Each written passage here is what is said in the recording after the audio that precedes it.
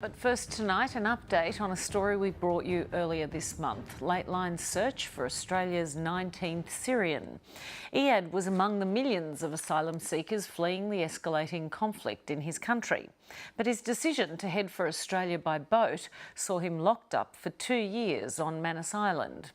Last month, he chose to go home to a country racked by war rather than remain one day longer in detention in PNG.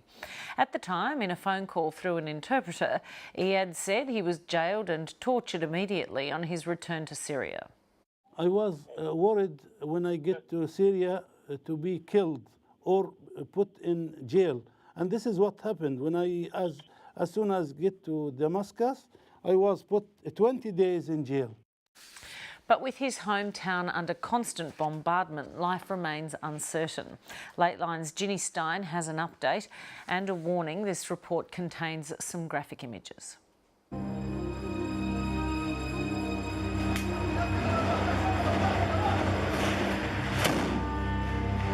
Daraa province is one of the most dangerous places to be in Syria right now. It's where the Syrian uprising began in 2011. The town is now a battle zone under constant attack by Syrian government forces and a resistance movement trying to hold on. Some days there is no shilling at all. Other days shilling comes to us anytime, daytime, nighttime, anytime. It's up to them. They decide. Whenever they want to shell, they do it without any warning, without anything.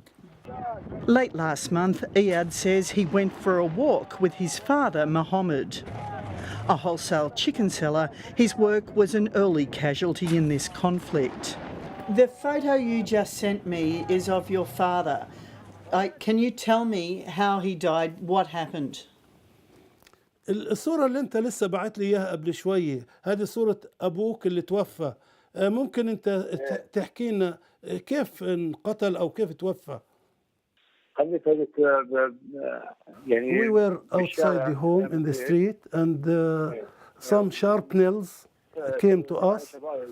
He was dead with these sharpnels and I was injured in my head with one of these sharpnels. Iyad sent me this photo on the day his father was killed, but nothing else. It's only now that I'm finding out what happened. Iyad, the photo you sent me with blood on you, was that from that day? The same day, yes. Right. We were in the street, just outside the house. We were walking in peace. A shell dropped about 4 meters from us. The sharpnels killed my father at the spot and I was injured. Iyad blames the Syrian government for his father's death and the bombs that constantly rain down on his village. All these weapons against us are from the regime of the Syrian government. When he landed in Damascus, Iyad was tortured by government intelligence officers and held for 20 days. When he finally made it home, the family reunion was short-lived. What did he say to you when he saw you come home? My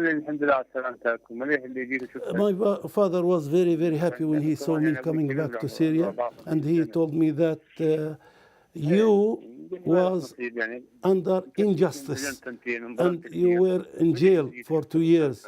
Thank God that you are now free and in good health. And he was 54 when he died.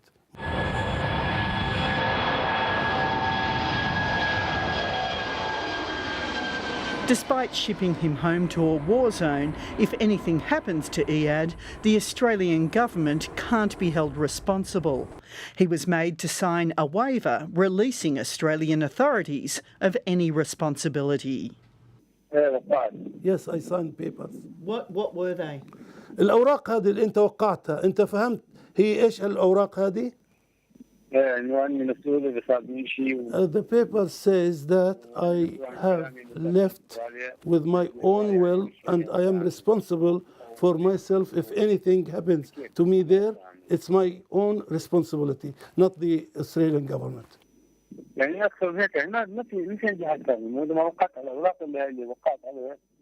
I was obliged to sign this paper. I have to. Why? ليش؟ أنت مجبور توقع الأوراق.